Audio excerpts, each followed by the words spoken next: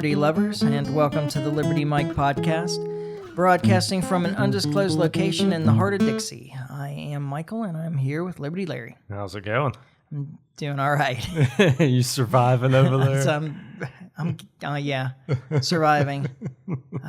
In the strictest of terms. Yeah, I'm better than I was the last couple of days, so That's a win. that's why we're late here, is that I have been sick, and I still have like cold chills, and Should have got that vax, man. I guess so. Do you want to launch right into that right at the beginning? Apparently I do, because be a topic. I thought we'd start a little lighter. Yeah. But you just let us right in, man. I didn't lead us, I don't feel like. Well, if what I've had over the last couple of days was COVID, then this illness just keeps getting better and better. Yeah. Yeah. It could have been, man. I mean, COVID is going around. Yeah, I hear that. Oh, I meant to pull. All right, I guess we're just going to talk about this right at the beginning. I meant to pull a clip that I heard on No Agenda this morning about how they were they had determined that COVID was on the rise in Sacramento. Oh, yeah, I heard about this. You know, not because people are going to the hospital or anything, but because they're finding it in PCR as a wastewater. Yeah. Which is now the way of trying to scare everybody. And which I think is ridiculous, because if you just stop and think about it for 1 second, like, why would you listen to the wastewater? We all know it's full of shit. Exactly. Quite literally. But I guess that's the way of telling now, because people aren't getting really sick. Well, it's wild to me that this is a thing, because, you know, they started doing this a while back during the bird flu thing. Mm-hmm. So I guess the farmers and stuff weren't allowing them to test the animals, so they just started testing the wastewater. Yeah. And that's how they were determining how much bird flu there was and where it was at and that type of thing. So they could go in and kill all the So they could go in and call the hens. So and even when they were doing that then, I was like, well, this is just stupid. Yeah. I was like, this is just ignorant. And so now we've moved it to humans, I guess. Yeah. Well, they were doing it by 2022, I think, anyway. Were with they? COVID, yeah. Okay. So this isn't exactly new. It does make you wonder about. You talk about Big Brother, right? If all these little townships all over the place are measuring wastewater for who knows what. Yeah. I mean, I don't know. It does feel like some kind of strange infringement. I don't know how to really describe it, but it's odd. I mean, I just don't want the government playing in my poo. Yeah, right. I may start collecting it and disposing of it elsewhere. I don't want to hear any more about that, I don't think. Just keep that to yourself. Yeah. But anyway, yeah, I did find that interesting. It's incredible, like the effort put into Scaring raising people. fear. Yeah. Yeah. No, that's all it is. Yeah. I mean, the whole thing could just be a lie too. Well, it could be. They could be testing nothing and just, hey, you know what? These guys are getting kind of relaxed. That our sales aren't up where we want them to be for the vaccine, so let's go ahead and inject this into the public consciousness. Oh yeah. I couldn't help that one. Sorry.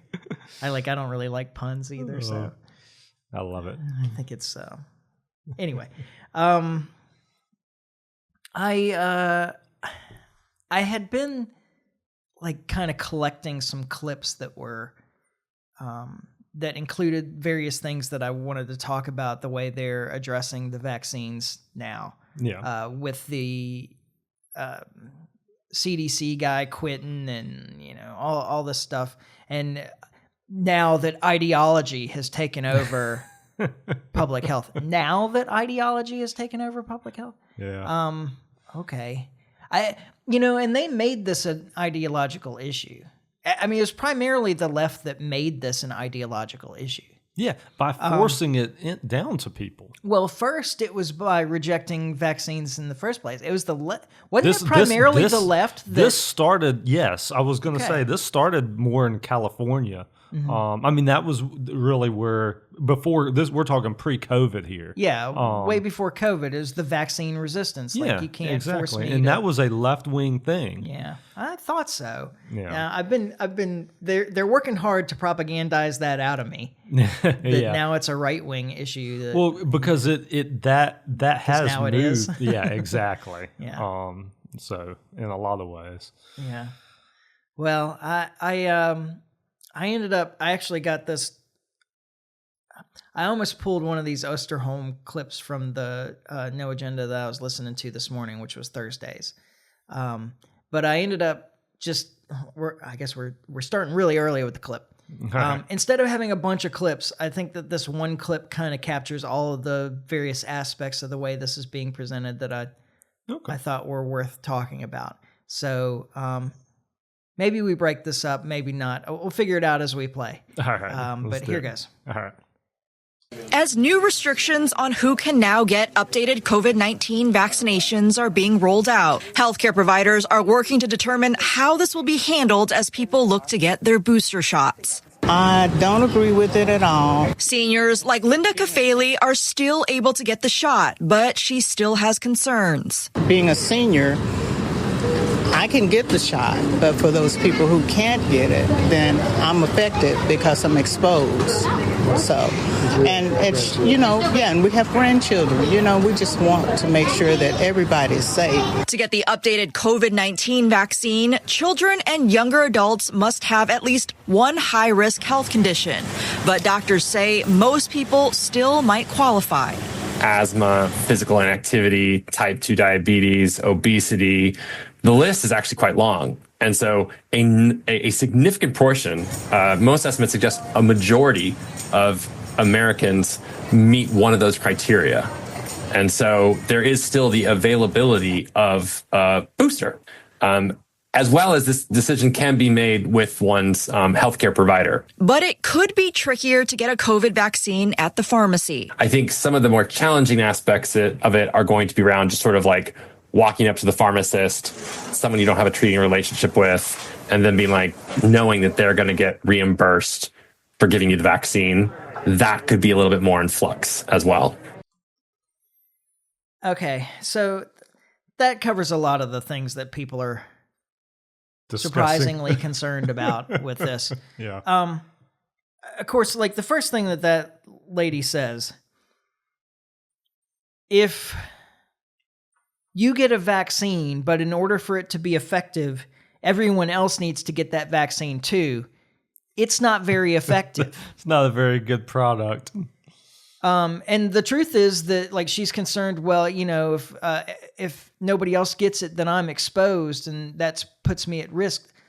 This is exactly the problem with that vaccine, is that it doesn't matter whether you get vaxxed or not, or if anybody else gets vaxxed or not. You still have to worry about that. Yeah. The vaccine doesn't prevent you from getting infected. It doesn't prevent you from spreading the infection. The data suggesting that you will have better outcomes is dubious. Yeah.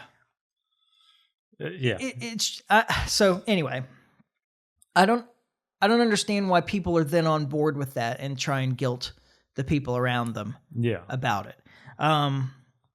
Then there's we have grandkids. Children are almost entirely unaffected. Yeah. Almost entirely unaffected. Yeah. They were making a big deal a few weeks ago that they'd had 200 hospitalizations of children with COVID, and almost half of them were unvaxxed. Yeah. Well, that means that more than half of them were vaxxed and still ended up hospitalized. And we're talking about 200 in a nation of 330 million people, roughly a third of which are children, right? So there's like 110 to 130 million children in this country, and 200 have been hospitalized. And that's terrible. That sucks for the parents, the families of those 200 kids. But we do not make policy on that small a percentage. Yeah, exactly. And even so, I mean, we don't know all the details around those 200 kids. Yeah. I mean, like, what kind of... We know that more than half of them were vaxxed. Well, yeah, other than that, like, I mean, what other kind of things did they have going on that caused them to go to the hospital for COVID? This is kind of an interesting aspect of it, too, because I'm no statistician. Yeah. But I know that the vaccine uptake for children has been really low anyway. Yeah. So if more than half of them had been vaccinated... Maybe that's the reason that they got so sick. Yeah, it would suggest that they're actually more susceptible to being hospitalized if they've been vaccinated. If only 20% or whatever of children are being vaccinated, and half of the hospitalizations were vaccinated. Yeah, it does seem to suggest that. Yeah. I mean, there was talk about that when this thing came out originally, that as it wore off, that you might be more susceptible to the virus, after you've had the shot. Yeah. So, then there's a concern about accessibility. Of course, a lot of this talk in the news is that they're taking it off the shelves. Yeah. And no, they're not. Yeah. Nope, it's available. And so I've heard, and this is a pretty wide range, so it's like nobody has any idea. Yeah. They mentioned a couple of the things that qualify you. Obesity, lack of activity, diabetes, depression is on the list. Is it really? Yes. If you suffer from depression, that qualifies as a comorbidity for this. That's wild. That's probably so that the anxious young Democrats can go ahead and get the vaccine if they want. See, this was the concession to the left. Yeah. The truth is, so sorry. The estimates of the number of Americans, they said that it might be a majority. I've heard the estimate is between 30 and 60%, which is a huge range. Yeah. Because nobody knows. Yeah. But 30 to 60% of Americans still qualify. Yeah. Under 65 still qualify. Yeah. Which does raise some questions about our general health in this country anyway. As I was listening to that and as he was saying all that and listing it off, I was thinking the same thing. I was like, man, we've got to be like the unhealthiest country out there. Yeah. The truth is that if you want it, you can get it. Oh, yeah, absolutely. Your doctor can write a script for it. Yeah. Your doctor can administer it. Yeah. Like, you can just do it in the doctor's office in that case. The only thing that they've really taken away from this is that everybody is no longer able to just walk into their local pharmacy and get it. Yeah. Which was always wild to me anyway. I just picture these paranoid people going every week and getting it from like a different pharmacy. Yeah. Like, I don't know how much of this. I mean, because and we laugh at that, but the truth is those people were programmed this way by the media. Well, I guess so. I mean, one dose is good, 2 doses better. Yeah, right. 3 doses better than that. Yeah, it's like the anti minimum wage argument. Yeah. If 15's good, then 20's better. Why not make it 100? Like, it's got to be better than that. Then, exactly. Right? Excuse me. Yeah, so if you want it, you can get it. You just can't walk into your pharmacy unannounced and get it anymore. Yeah. Probably. And then I even heard a report where there was a concern that if your doctor wrote a prescription and you took it to the pharmacy, that the pharmacy might not honor it since it's technically an off-label prescription. Yeah. Well, again, this is a problem that they created for themselves with ivermectin and hydroxychloroquine. Exactly. Because that was not, I had never heard of a pharmacy refusing a doctor's prescription because it was off-label before that. No, that all started during COVID when they didn't want doctors making medical decisions. Yeah, right. I mean, literally, that's what we were talking about. Like, because we got to trust the experts instead. Got to trust the experts, not the doctors. Yeah. Like, oh man. Yeah. The idea that would go the other way, that the pharmacists would refuse to give you a vaccine, seems kind of silly. to me. Yeah. But hey, maybe. Well, I mean, it seems silly though for them not to, do a prescription that was done by a doctor. Like, Yeah. I mean, it's insanity all around.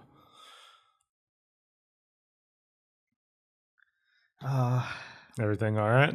Yeah, it's fine. So I do Duolingo. Oh yeah. To learn foreign language, and so like I worked my way up the ranks into the top league, and then I made it into the tournament for the top league, and I finished near the top of the tournament, so I remain in the top league. But they threw me into a group with a bunch of like real go-getters this time. Yeah. And you struggling? yeah, it's I keep getting notifications like you have fallen out of the top. If you don't get some more lessons done, you're going to end up a league lower than you've been for a month or whatever. Yeah. And that's just disappointing, but it is effective. It motivates you. Yeah, it is effective. Now I'm like, when we finish this podcast, I got time to do it. Maybe I can squeeze one in, right? Yeah. Sorry for the distraction. I should have turned. I'm gonna go ahead and turn the sound off on my phone. So that way you won't know when you've been demoted. Yeah, exactly. Well, I don't get demoted until tomorrow sometime if I. So you got time. Yeah, got plenty of time. I've got like at least 2 more practice sessions between now and then, because I'll do one tonight and I'll do one in the morning. All will be well. Yeah, maybe. Who knows? We'll see. And then the other concern that they just kind of mentioned right at the end of that clip was that, okay, so now you don't know if you'll be reimbursed. Saying, the insurance companies might not cover it if it's no longer recommended by the CDC. Yeah. This is, again, one of those, we've talked about this before, but it's certainly worth mentioning again. The insurance companies are trying to limit their costs. Yeah. Which means that if the vaccine is effective, they'll cover it. Yeah. Because it will limit their cost. Yeah.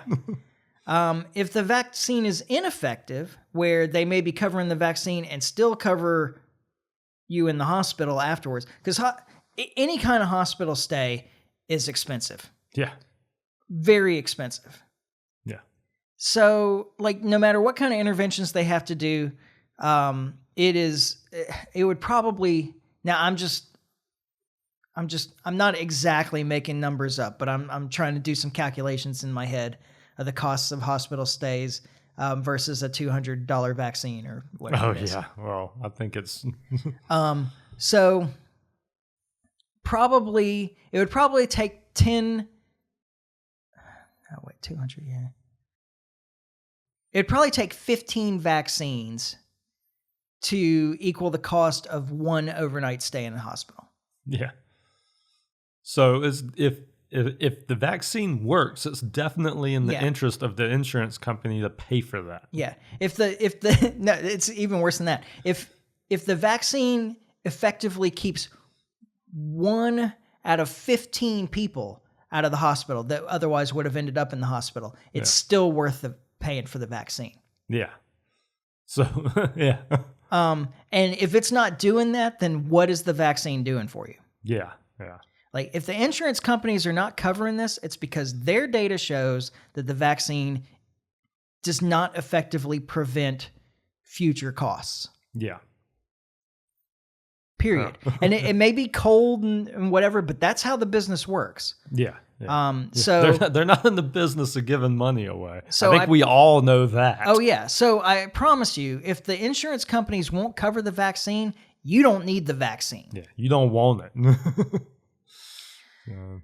Anyway, I mean that's most of what they've been talking about, at least as far as the patient side. The other side of it that they keep bringing up is concerns about the government no longer funding research. Yeah. Particularly into the mRNA vaccines. guess what? That's what private charity is for. I give to a research charity. In fact, I give to a research charity that funds this kind of research for cancer treatment, not for viruses. Yeah. But I give to a company that funds research into mRNA technology. And this is something that I've said over and over again on the podcast because I get tired of being called anti-vax for being opposed to these vaccines. Yeah. Frankly, I have questions about a bunch of vaccines that have been developed in the last 30 or 40 years. Yeah. Once the liability shield was in place. Exactly. But the COVID vaccines in particular, like, I didn't get one. I won't get one. And the reason is because I knew that this technology was not ready for prime time. I've been contributing to research into this technology for a decade. Yeah. You've been following it. Yeah. Yeah. And if you can't treat cancer, which is at its core a DNA problem, with mRNA vaccines, you can't treat a virus. Yeah. Which is also it's a segment of DNA, but it's not as regular as the cancer. It's not as predictable as cancer. It's just not there. The tech's not there. And I don't think that it ever will be for viruses. Yeah. Viruses are just too nimble. Yeah. Yeah. Constantly changing.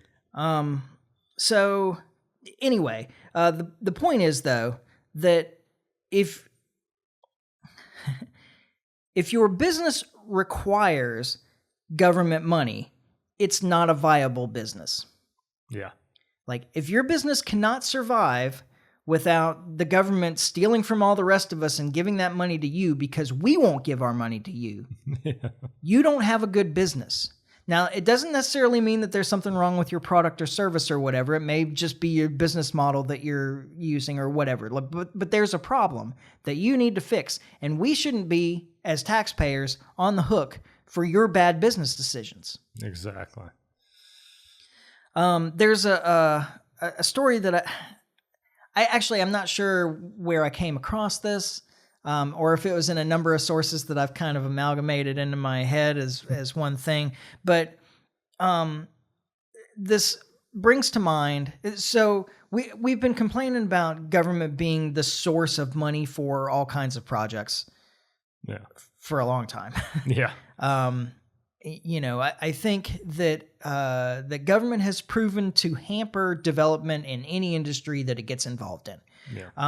And a good historical example of government hampering the development of science is 1,500 years ago. China was once the most advanced country in the world. Yeah. And it was not only technologically advanced, but they also had a strong central government controlling a large land area. Yeah. And this is back in a time when the Europeans were still divided into thousands of little fiefs, completely decentralized control of Europe. But during that time that China was this big, powerful nation, and the Chinese government had control over so much of what went on, they also controlled where funding went into science and what kind of research got done from the state level. And during that time, they made a few technological advancements, but they really kind of ended up in a rut. Yeah. It slowed the development of science in China, and it pretty much eliminated pure research. Yeah. Whereas in Europe, like every nobleman with money wanted to fund the next big thing, and so they gave money to any smart people they came across anywhere, pretty much. The same is true of art, by the way. Yeah.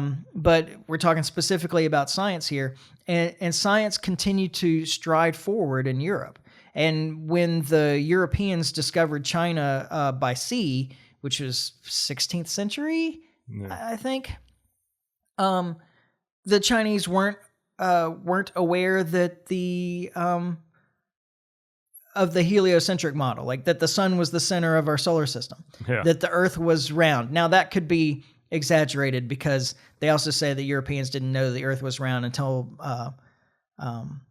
this first trip to America, which that's not really true. I mean, I think because I did a report a long time ago on and a Greek in Egypt named Eratosthenes, writing in the classical period, that calculated really accurately not only the circumference of the Earth based on shadows, but also the distance from the Earth to the Moon very accurately, and like so. Wow.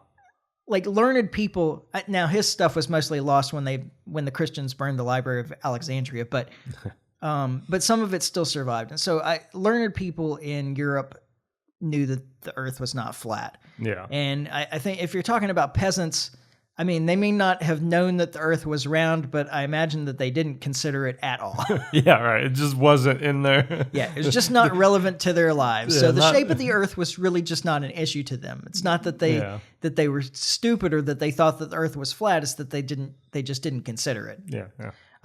And maybe that's the case in China too. An awful lot of peasants in China at that time. Oh, I bet. Yeah. Still are actually. But anyway, the point being, like, and you may think, okay, well, these aren't really, I mean, are these kind of things, is this kind of knowledge essential? I mean, they had like water screws that would draw water up. They developed gunpowder. Oh, yeah. You know, that's a real valuable one. Yeah. Of course, they used it for fireworks primarily. It took the Europeans to turn it into a weapon. To turn it into a gun. But you know, they didn't know these like really kind of basic things that we understand about our world. Yeah.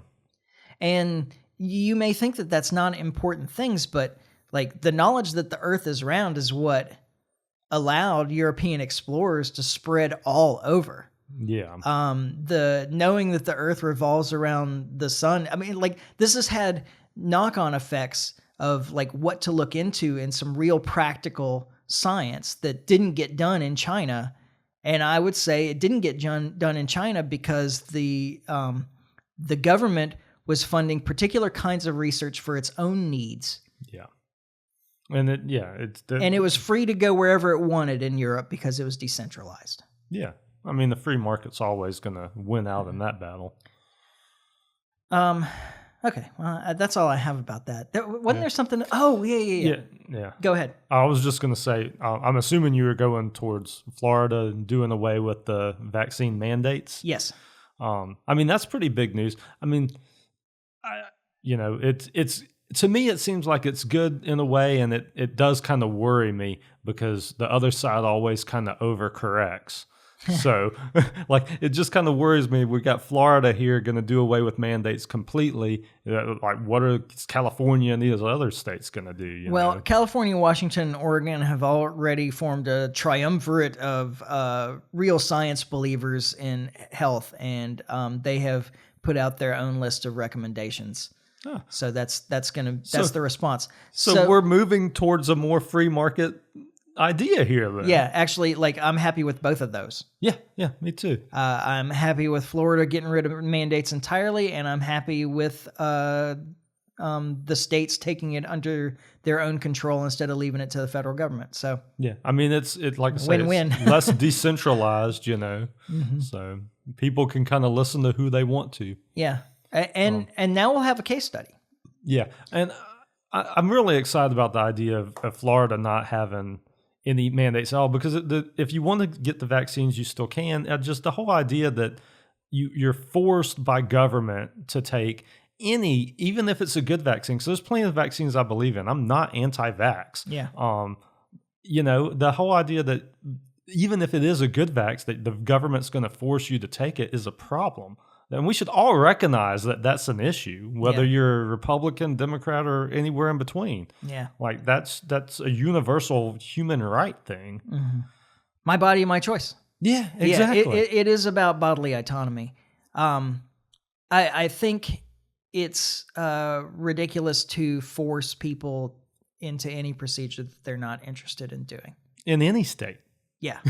I mean, I'm happy that Florida's making this move, but I mean, it just seems like it should be an easy one for everybody. Mm-hmm. But I mean, we'll see what the West Coast, the Northwest Coast does. Yeah.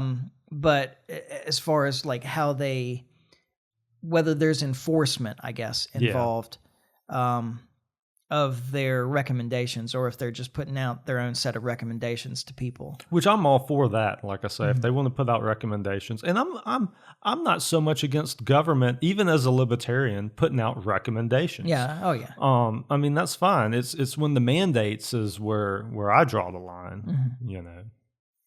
Yeah, absolutely. Well, how about things like schools requiring certain vaccines before you can enroll, and depends on if it's a public school or a private school. I mean, that's a really easy, if it's a public school that we're all paying for, I shouldn't be forced to give my kid something to go there, because you're already forcing me to send my kid there in the first place. Oh, funny. I was thinking you would approach it the other way. Like, if it's a public school, then if the state controls the requirements and controls the school, then it's permitted to enforce the requirements in the schools that they control. But I see your side of it too. Yeah, I mean, if you're forcing my kid to go there, then yeah, you know, I mean, the only other option I have is to pay for a private school. You know, that doesn't seem, I don't know. I mean, of course, the real answer is eliminate public school. Well, I'm all for that too. And then the schools can do whatever they want. I mean, if all the schools decide that they want to enforce a vaccine thing, then, you know, that's the free market. But inevitably, in most places, especially down here, schools will pop up that will not require that. Yeah. You know. Yeah. Well, I think anywhere. I mean, I think so too. Yeah. I can just speak to down here better because I've been here, you know. I suspect that the demand would be created anywhere. Yeah. For exactly that, for a school that didn't have those requirements. Yeah. But what I'm interested to see is how this plays out in the long run. You know, Florida, like if we see like a reduction, what would be interesting is if we saw like a reduction in age-adjusted death rates in Florida after this. It's very possible. I think it's unlikely. I mean, I think it's unlikely too, but it is possible. I mean, who knows? Measles may take over. Yeah. I mean, that's what the media is telling us right now, is that Florida is going to become measles capital, and we're right next to them. Yeah, that's true. That's true. I mean, I don't buy it, but that's what they're saying. Like, I think it's bizarre to me that Florida would take the step before Alabama or Mississippi, who have, which are states that have like an allergy to laws of almost any kind. Exactly. I do think other states will follow that path though. Yeah. And I think Mississippi and Alabama may be chief amongst them. Yeah, that's likely. I honestly, I'm one of those that, because I'm not an early adopter of anything really. Yeah. Like I'm always skeptical. I would wait and see what happens. let's give Florida a couple of years, right? Let's see what happens. Yeah. Yeah, I don't. There are certainly some vaccines that I am an advocate of. Things that have been given for, you know, half century or more. That seem to have been effective. My mom mentioned the polio vaccine to me. I guess it was last weekend maybe, and like that's not one. I've actually read some pretty compelling research suggesting that what really brought down the polio numbers was just hygienic stuff like wastewater treatments and stuff like that. That the vaccine didn't actually wasn't the cure all for that. Yeah, but who knows? I mean, I'd hate to see polio come back. That's for sure. Yeah, exactly. We'll see in Florida. Right. Polio comes back in Florida, then we know that it wasn't just wastewater treatment. Yeah. Well, the truth is even in Florida, most people are going to get the majority of vaccines they're already getting. I mean, there will be people that'll be a little more choosy about it, but I think overall you won't see that big of a shift. Yeah. That's just my prediction, but I mean, that's what I think. Yeah. No, I agree. Okay, you want to shift to something a little bit more fun? Sure. To kind of close things out here. Talked about vaccines long enough. Our stuff will very quickly be removed from YouTube, I'm sure. Yeah, we started out with that on the top. Well, I don't know. YouTube's gotten better about that, maybe, right? Maybe a little. Maybe a little, yeah. Maybe a little.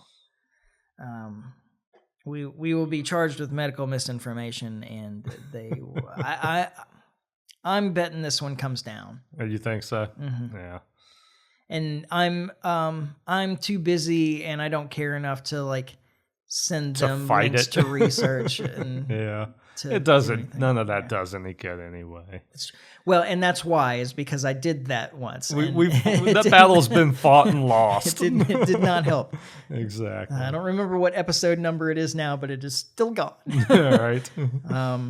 Okay, so I was looking at the Labor Day box office numbers, and I just found it Labor Day weekend. Sorry, okay. The Labor Day weekend box office numbers, cinema box office numbers. Yeah. And I just found it really interesting how it played out. Yeah. Because there were several new movies that came out over the Labor Day weekend. One of them is Caught Stealing, which is it's an Aronofsky film, so it's hard to say. This is a guy who did Requiem for a Dream and Pi and The Wrestler and several other films that I actually quite enjoy. Yeah.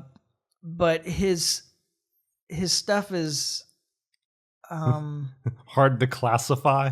Yeah. I mean, he's not like David Lynch or anything, but it's they tend to be kind of cerebral, like artsy for the most part. Yeah. But this is supposed to be like kind of an action thriller. Okay. And it's a well-known director. Yeah. Freakier Friday came out. Okay. Which is, I don't know, it's like the 5th movie in that series, something. And The Roses, which is a dark comedy or satire.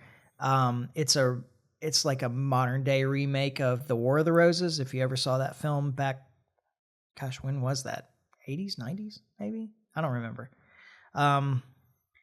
But what came in first in the box office numbers was Weapons. Yeah. Which is a fairly low budget horror film. So like they only spent like $38 million to make this movie, which is a pretty low budget today. Pretty low, yeah.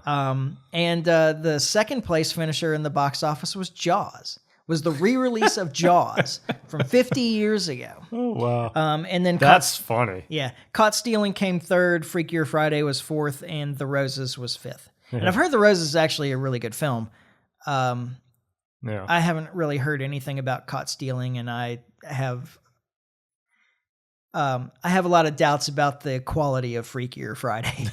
Yeah, I haven't seen any of that series. I've also heard great things about Weapons. I'd like to see that. So I've seen Weapons, and I liked it.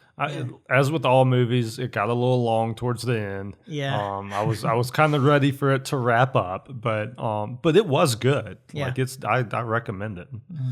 So yeah, I'd like to see that one.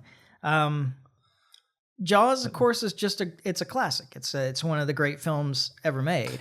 Yeah. So is this where we're heading in cinema now? Is that we're just going to re-release old stuff and it's going to outdo everything else, or come close to outdoing everything else? I think so. Yeah. I think this is what saves cinema, like cinemas. Yeah. The truth is that the storytelling quality has gotten so bad that for all these studios, all this stuff is just content now. It's not art. Yeah. Yeah. It's just a product. Yeah.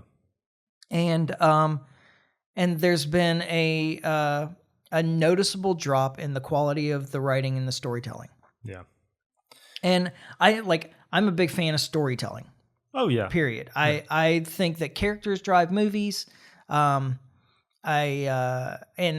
don't really see much character development anymore. Okay, so like I've been sick the last few days, and last night I was starting to feel like closer to normal than I felt in a few days. Yeah. And I watched the original Iron Man movie. Oh, okay. And I'm not a superhero fan. I'm not a comic book guy. I never got into any of that stuff. Yeah. I dropped me over here, everybody. I dropped out of the superhero movies before the end of Phase 1 of the MCU because I couldn't keep up and it wasn't that interesting to me or whatever. But I watched Iron Man last night, and like that's a really entertaining film. Yeah, that's good. Yeah. And I haven't seen anything like that in a while. Yeah, nothing new. Nothing anyway. new. Yeah. Now I did watch. So I think that Disney has completely destroyed one of my favorite IPs of all time, which is Star Wars. Yeah. I mean, like I grew up on Star Wars. The first movie came out in '79. I was 3. Yeah. Like those movies in a lot of ways defined my childhood. Yeah. Like, and I thought they were incredible. Loved them. The prequel series, it was okay. I like there were aspects of it that were really good. Yeah. They suffered from the problem that like a lot of more newer films suffer, which is that they're just too long. Yeah. Their pacing's bad. Yeah. But you know, they're okay. And then the sequel films were just awful. Yeah. I mean, I was at least mostly entertained with whatever the first one's called. I don't remember. Rogue One? No. Oh, Rogue One was actually pretty good. Like I did really enjoy Rogue One. It stood out to me because it's the one that I remembered liking. No, it's episode 7, whatever it was. The first one with Rey as your protagonist. Yeah. I don't remember. It was practically a remake of the original A New Hope. Yeah. Or, you know, but I was at least entertained until we got kind of close to the end, and then it just completely unraveled as far as I'm concerned. And and then the more exposure we got to our new primary protagonist, the more I disliked her. There was a Mary Sue problem there, and there's a lot of that now. But I just finished the series Andor, which I think is the only thing good related to Star Wars that Disney's put out. And I really liked it. And it came back to a lot of the core stuff in terms of messaging that Star Wars had. It was a very political series, really strong character development. A lot of people are going to watch it and like think that it's boring and slow and stop watching, but just hang in there. It gets better. Yeah, both season 1 and season 2, the first act are slow. And plotting, and they're just like they're setting up all these things that are going to come together. A good show but the second 2 acts in both seasons were fantastic. Well, and what I was going to say is a lot of your good shows will do that though. Like the first few episodes is kind of building towards something, and then once you get to that something, it starts picking up pace. Yeah, the second and third act in both seasons was just phenomenal. In a lot of ways. And I hadn't been as excited watching Star Wars, but it's not a bunch of lightsaber battles, and it's not that stuff. Like it could very easily have been in another universe, but they actually set it up. This is turning into, I did not mean for this to just become a review kind of thing. I just thought it was interesting. I'm going to stop that right there. Just watch it. I just thought it was interesting because Hollywood's been saying that there's not an audience anymore to go to the theater. That people would rather sit at home and watch stuff streaming instead of going to a theater to watch stuff. Now, I think that there are some kinds of movies that that communal experience in a theater is a good thing, is a positive thing. Comedies are like that. Horror films are like that. Exactly. But I think that this kind of flies in the face of that that assessment of theirs, that people just aren't interested in going to the theater anymore. People will go to a theater for a good movie, for a good story. And Jaws is a good story. And what the problem is they haven't been writing good stories. And I think the real root of the problem, because Disney also, there was an article about Disney recently saying that they were searching for a new IP to try and draw in the male audience. And they already bought the good IPs. Well, that's the thing. They bought Star Wars, they bought Marvel with the idea of bringing in male audience, and then they turned them into girl brands. And what that resulted in, it seems, is that the men who liked it don't like it anymore, and the women who liked it when it was before they changed it don't like it anymore either, and it didn't really bring in the girls that weren't fans. Exactly. And so now nobody, they turned them from male brands into nobody brands. Yeah, exactly. Yeah. And And instead of trying to fix that, because they've already ruined them, they're looking for a new IP to try and draw to try to ruin people. Yeah. Or how about they come up with their own? Like, I mean, it could be a new IP could be something that was theirs. That's original. Yeah. But the problem isn't the audience. The problem is the stories. And the problem with the stories is that they have tried to use the stories they've been writing the stories that they think people should watch. Yeah. I think that's really what it comes down to. Or at least that's what they're producing, is that they're putting out stories that they want people to watch, that they think that people should like. But the problem is that people have enjoyed the same kinds of stories for millennia.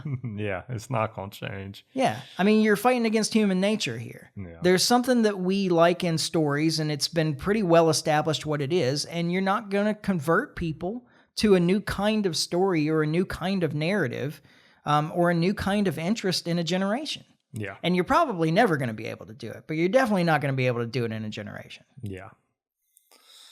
Oh, I'm excited for old movies coming back to the theaters. Yeah. Oh, and that's the other thing to talk about is that, I think that's the route forward for cinemas. Yeah. Is to just start re-releasing popular films from the past. That's how they stay in business. They've got to change their business. The new stuff isn't drawing people to the theater because why would I go watch a mediocre film in the cinema when I can sit at home and watch a good film and wait until the mediocre film comes to where I can watch it at home too? Exactly. Well, and the thing is anybody can pull up Jaws and watch it anytime they want. Mm-hmm. Like, I mean, Jaws is like, I mean, that's the ultimate, like you can watch that at the house anytime you want, but people chose to go watch it in the theater. Absolutely. Because that's an experience in and of itself. Exactly. Especially Jaws. Yeah. Which I heard, I don't know when I heard it, but recently I heard they're going to do the same thing with Back to the Future, that they're going to do the original Back to the Future. And dude, I'll go see that.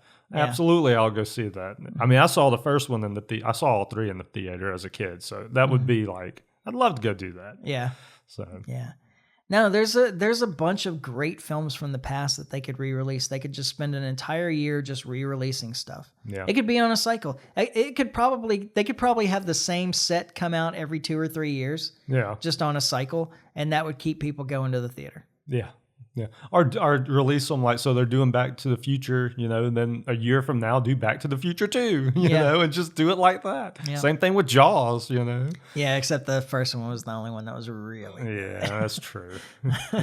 Yeah, they're like, nobody will go to the theater for a Star Wars film. I bet if you released the original trilogy again, people would show up. I bet they will. Absolutely. So I thought it was funny. I found it really interesting that on the Labor Day weekend, the top grossing film was a low budget horror film that didn't get a lot of advertising, and that the next one was a 50-year-old film that they re-released, and 3 new films ended up after that. Yeah. Yeah, it says a lot about. And by the way, Weapons is good. Like I said, at the top, I had kind of said I recommend it. I think that's the reason it's still on the top is like a bunch of people went and saw it when it came out and was like, oh, this is good. And word of mouth did its thing. Yeah. And that's what's maintained it up there for what I think it's like 4 weeks. Yeah. Yeah, 4 weeks. That's unusual. Like, so I don't know. Yeah. It just goes to show if you do good, because you'll like it. It's well written. I thought Weapons was well written. Yeah. I mean, you may disagree with me, but I doubt it. And like I say, I mean, it just goes to show if you write it right, people will come. People like good stories. Yeah. Just put out good stories, and don't think of it as product or content. Yeah, right. Like, remember that this is supposed to be an art form, and that they used to like really celebrate that about cinema. Yeah. And theater in general. Yeah. And I think that's been lost somewhere. I don't know where. I don't know who to blame except Disney. Well, they definitely have a hand at the least. Yep. So, all right, you want to wrap up there? I think that does it. Okay. So we'll be back next week, as far as I know. And in the meantime, you can follow us on Facebook. You can subscribe on iTunes, YouTube, Podbean, like and share, comment. You can always email me, Michael at the Liberty Mic. if you've got a movie recommendation, yeah, Mike likes movies. something good. Yeah. I would love to see something good. Hey, new or old? Yeah. Well, and so remember I said that I was thinking about doing a podcast just on the importance of reading fiction. Yeah. I mean, that was going to be part of the point is,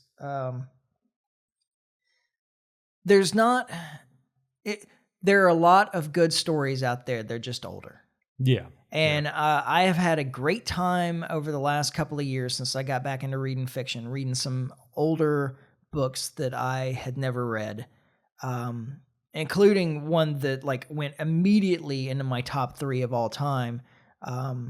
And I can't think of the name of it. Well, I was fixing to ask you, so you might want to sit there and try to figure that out. Flowers for Algernon. Oh, yeah. Flowers for Algernon. That is a really good book. It was wonderful. I loved it. And then just recently, and there may be a recency bias on this one, but I read Watership Down. Came out in the 70s. Yeah. And it's like a young adult book that I think they made a animated film out of it, or maybe it was a series even, I don't remember, but which I've never seen.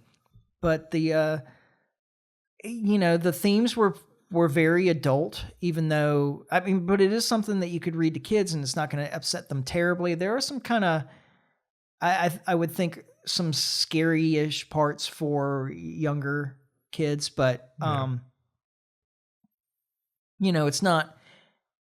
it's not like super sad or anything. There's some moments that are a little, that can be stressful, I guess. Yeah. But you don't lose anybody that's like really important. Yeah. It's definitely geared towards young adults, I think, to not upset them too much and all that entails. But at the same time, like a lot of the themes are very adult, and it was really good, like and really great character development in that.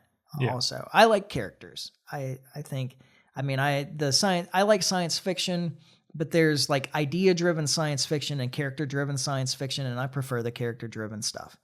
Absolutely. I think people's stories are what is interesting. Absolutely. Or rabbits in the case of Watership Down, but yeah. It's still right.